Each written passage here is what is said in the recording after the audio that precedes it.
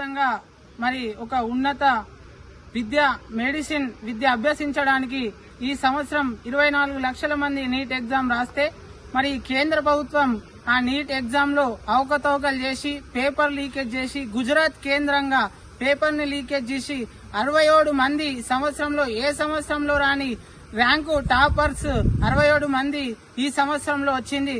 పూర్తి స్థాయిలో paper leakage జరిగి 67 మంది విద్యార్థులకు ఈ పేపర్ అమ్ముకోవడం జరిగింది.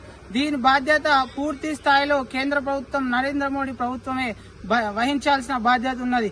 24 లక్షల మంది విద్యార్థుల జీవితాలను మీరు తీసుకుపోయి చెత్తబుట్టలో పడేసిర్రు. మరి ఈ దేశంలో ఉన్నత వైద్య సేవలు అందించాల్సిన డాక్టర్లు ఈ రోజు 24,000 మంది డాక్టర్ల జీవితాలు మీరు ఆడుకున్నారు. విద్యార్థుల జీవితాలతో మీరు చెలగాటం ఆడుతా ఉన్నారు. కేంద్ర ప్రభుత్వం ఇప్పటికైనా కళ్ళు తెరవాలి.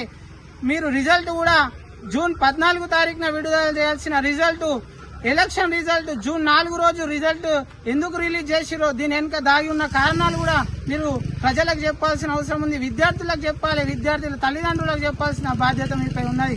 దీనికి కేంద్ర విద్యాశాఖ మంత్రి ధర్మేంద్ర పూర్తి స్థాయిలో బాధ్యత వహించి రాజీనామా చేయాలి. నీట్ ఎగ్జామ్ ని నీట్ గా మళ్లీ రీకండక్ట్ చేసి 24,000 విద్యార్థుల జీవితాలను నిలబెట్టాల్సిన బాధ్యత కేంద్ర ప్రభుత్వం పైన ఉన్నది.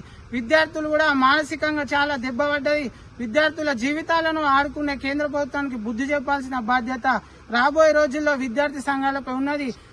దీనికోసం పెద్ద ఎత్తున రాష్ట్ర వ్యాప్తంగా దేశవ్యాప్తంగా మేము నిరసన కార్యక్రమాలు పెద్ద ఎత్తున చేపట్టడానికి సిద్ధంగా ఉన్నామని చెప్పేసి బీవీఎం రాష్ట్ర కమిటీ తరపున తెలియజేస్తా ఉన్నాం.